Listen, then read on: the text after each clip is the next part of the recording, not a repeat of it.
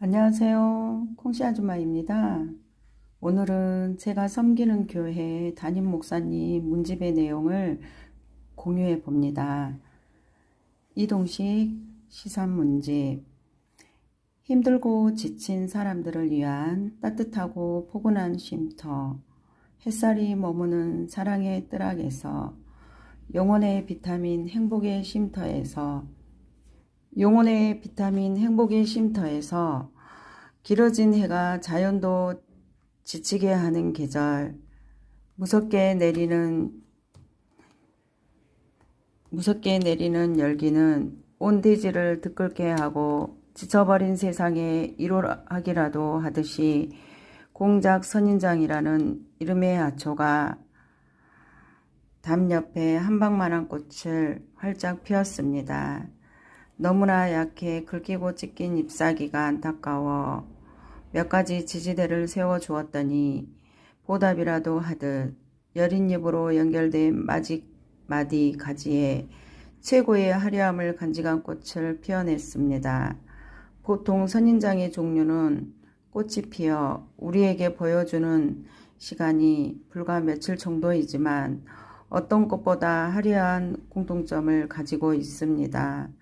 불과 2, 3일 동안 화려함을 피워내고 많은 각고의 시간 속에 버텨온 모습을 보며 언젠가 우리도 피워낼 멋진 소망을 품고 오늘을 이기는 동력을 얻게 됩니다. 곧 떠날 마지막 화려함이 아쉬워 조금이라도 더 봐주고 싶어 가까이 다가가서 그늘 곁에 꽃과 시선을 맞추어 봅니다. 우리 교회 강단에는 여름에는 주로 서양란을 한쪽을 바라보게 줄을 맞추어 심어 장식을 합니다. 그리고 평일에는 햇볕이 잘 들어오는 유리창문 옆으로 내놓습니다. 며칠 동안 예부에 출타하고 돌아와 보니 그곳에 내놓은 난이 고개를 돌리고 서 있었습니다. 그날 큰 비밀을 알았습니다. 현관으로 내놓을 때 꽃들의 얼굴이 유리창을 바라보도록 화분을 내놓아야 하는데 거꾸로 내놓았던 것입니다. 며칠 동안 이 꽃들이 햇볕 쪽으로 고개를 돌리려고 몸살을 앓은 듯 했습니다. 급한 마음으로 다시 유리창을 향하여 돌려놓았더니 다음 날 보니 다시 고개가 앞쪽으로 돌아왔습니다. 꽃과 식물은 빛을 향하려고 하는 특성이 있는 듯합니다. 자연은 우리에게 많은 것을 배우게 합니다. 이스라엘 백성들이 40년 동안 걸었던 광야 사막의 식물들을 며칠 만에 개화하고 열매까지 맺는 이런 특성을 가지고 있다고 합니다. 아마도 이는 성난 교육 현장이었을 것입니다. 장렬하는 태양과 사막의 짐승들, 그리고 지친 육신으로 지치고 피곤했던 그 나그네 인생길, 때론 홍해를 건너고 시나이 광야에서 기적도 체험했지만 현실은 언제나 평안보다 불안이 엄습하였을 것입니다.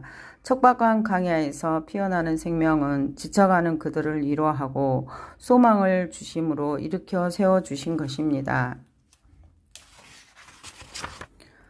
이 시대의 사람들은 세상사에 지쳐 예민해져 있습니다.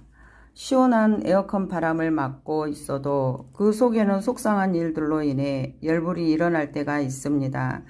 부유하고 풍요로운 시대에 몸은 호화로운 황금 비단 침대에 고급 잠옷 차림으로 누웠다 할지라도 그의 현실은 가시로 만들어진 방석에 누워있는 것 같습니다. 평안도 안식도 없어 마약을 찾고 우울증에 방황합니다. 중요한 것은 진정한 위로와 쉼은 마음이 누리는 선물입니다. 미국 어느 대학 연구에 의하면 평생 정기적으로 예배에 참석한 자는 그렇지 않는 사람들에 비해 7년이나 더 수명이 길었다라는 연구 결과가 있습니다. 이는 예배를 통해 치유되고 회복되는 쉼을 얻었기 때문입니다. 어거스틴의 유명한 말 중에 당신이 빵을 사고 싶을 때 동전을 지불하고 가구를 사고 싶을 때 은전을 지불하고 토지를 사고 싶을 때 금전을 지불합니다. 그러나 당신이 사랑을 사고 싶을 때 당신은 당신 자신을 지불해야 합니다. 사랑의 값은 당신 자신이기 때문입니다. 피곤한 인생길, 무거운 짐을 진 인생이지만 영혼의 비타민인 아버지를 향하여 일어납니다. 상처를 어루만지시는 사랑의 손으로 토닥거려 주시는 포근한 품에 안식을 찾아봅니다.